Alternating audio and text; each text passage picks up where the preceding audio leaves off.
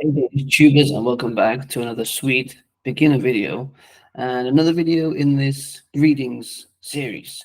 So we're just going to go through some of the most common stuff that people say when they're greeting, asking how people are, and saying goodbye. So we have Hilsner and Farvel. Greetings and farewells, sign-offs, goodbyes, however you want to say it.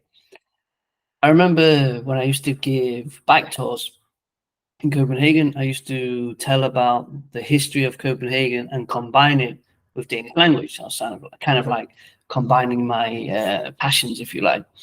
And I always loved doing this little thing where I would say, like, people always say that, Danish is so difficult, but listen, this is how you say hello.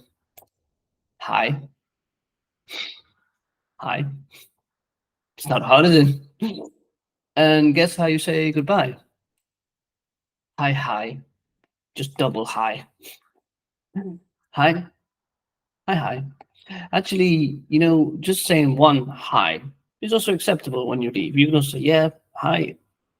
So it's kind of both. And I've even heard people and myself saying double hi when you say hello.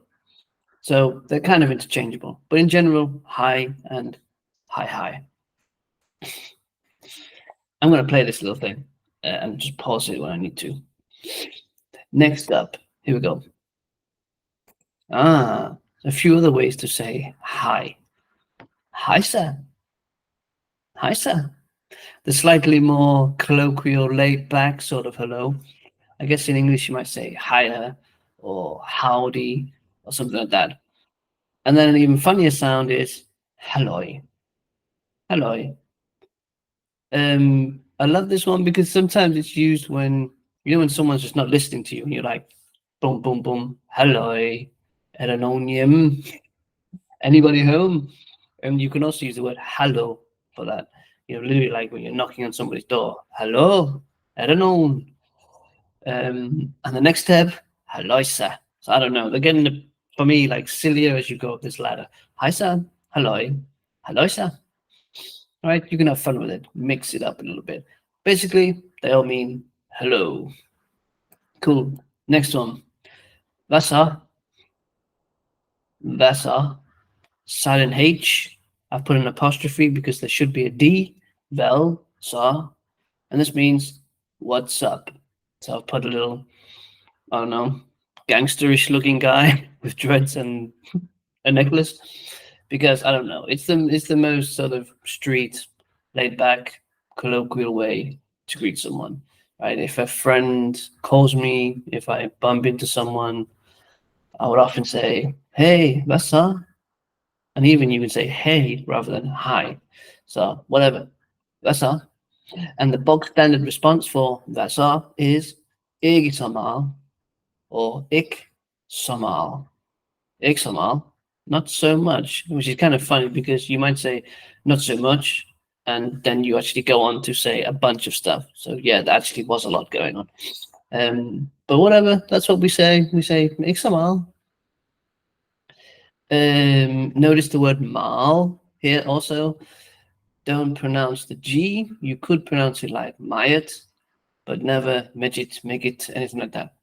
Mal is how you hear it. So it's kind of like a stretched sound. Mal, mal. Doesn't make any sense how you read it. I know. That's just the way it is, man. Next up. Okay, so now I have a little question here. Hvordan har du det? Hvordan har du det? How have you it? Literally. I always tell people in class, like, you need to think, how would you say this in your own language? Or usually we're using English, right? So how would you actually say it? And you would say, how are you? How are you doing? Something like that. How have you it? It's useful to think of the literal translation for your response when you're practicing getting used to it because your response needs to be, I have it good. Jeg har det godt. Jeg har det godt.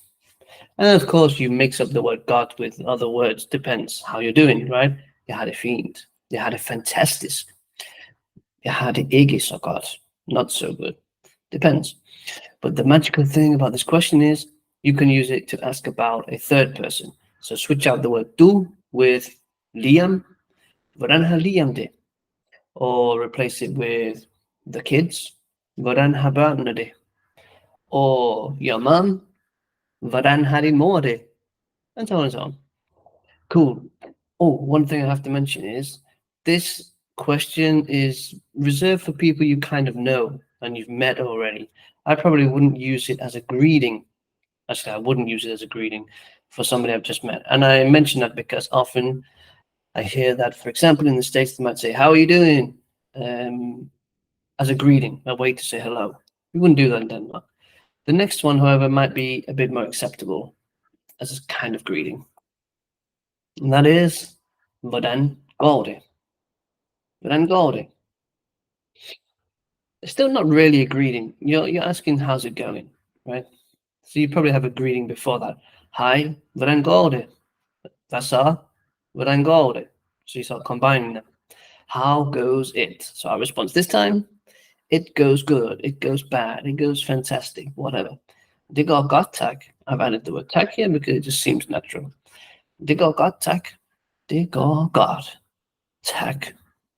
So it's important that you start listening out for the differences between the two, because the most common thing that I hear in class is I ask somebody, hvordan går det?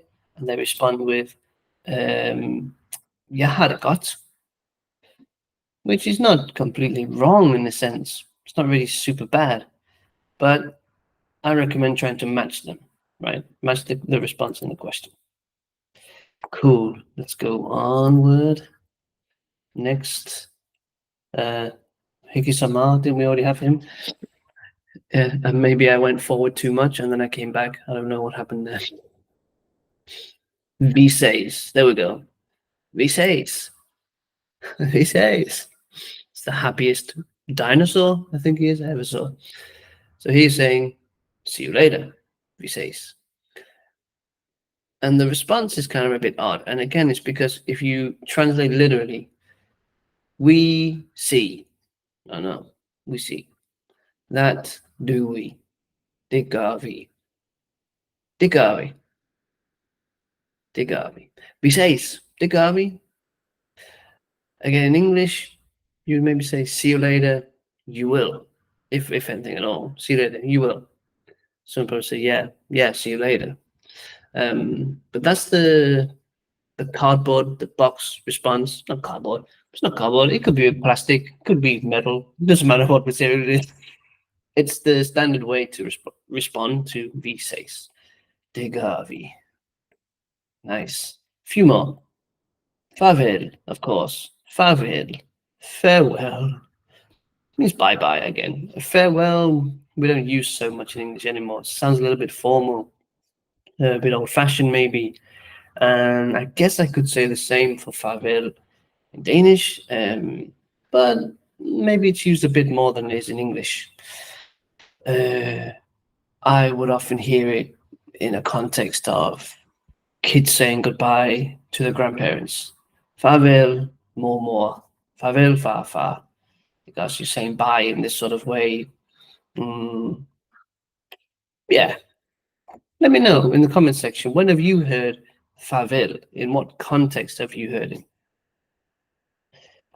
Next. You left. Vi snakkes vel. Vi snakkes vel. Talk later. We talk. I guess this is a bit like saying we'll continue talking later. This word will is something that continues in this sense. Yeah. But this could be like you're on the phone with somebody or you're writing to somebody. Vi snakkes vel. You know you're going to speak to them later, right? Your friend might be late today, might be tomorrow, later in the week, doesn't matter. You know that you'll talk to that person. And if you know specifically that you're going to write, you can replace snakkes med skrives. I think I have it on the next slide. There we go. Vi skrives vel. Vi skrives vel. Write later. Nice. Bossing it. Let's see. What do we have left? We're almost there. Ha det godt. Great sign off. Ha det godt. Take care. Have it good. Ha det godt. Notice the verb hail gets pronounced a bit like he. Det godt. What do you think your response might be? Do you know it? How do you say you too? And this will be our last slide. And I kind of run out of images, so I have a great one on the last slide. Here we go. Here we go. Here we go. Bono. I lige måde.